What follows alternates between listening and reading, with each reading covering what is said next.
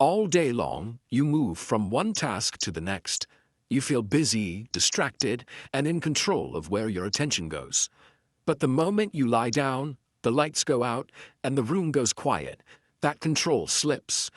Unprocessed memories from the day flood in, and worries about tomorrow grow loud.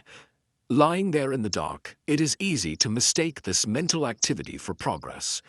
Your mind suggests that if you just analyze an awkward conversation or obsess over a looming deadline long enough, you will eventually find a way forward. Typically, solving a problem involves a tangible next step.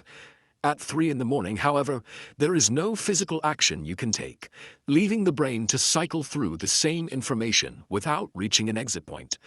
This creates a closed loop, where the brain attempts to resolve its most complex fears at the exact moment it lacks the energy and the external tools to actually finish the task.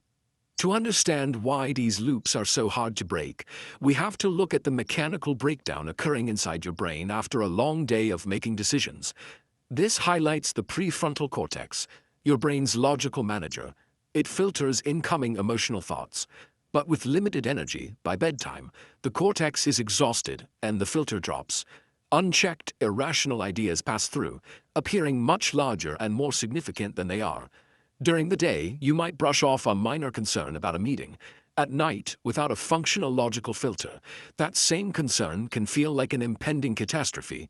The nighttime problems haven't actually changed in scale. Rather, the biological mechanism used to measure their importance is temporarily offline.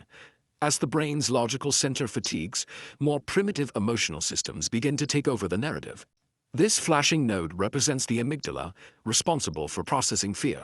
When the prefrontal cortex is tired, the amygdala becomes hyperactive, scanning for potential environmental threats. Because there are no physical threats in your dark bedroom, the brain turns its focus inward, replaying negative memories or imagining worst-case scenarios to satisfy its need for vigilance.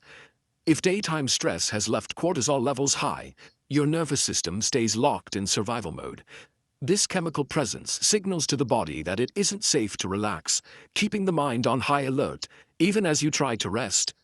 The result is a biological misfire, a brain that interprets the silence and darkness of a bedroom as a situation requiring constant, anxious monitoring.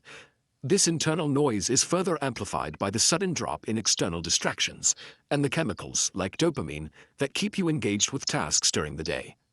In the absence of sensory input, the brain switches to a state known as the default mode network, its automated inner chatter system.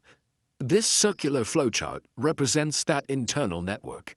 When you stop engaging with the outside world, this system activates, processing unfinished daily tasks. Without external focus, the network fills the silence, multiplying icons of lingering regrets and unresolved checklists. The racing thoughts aren't a search for a breakthrough.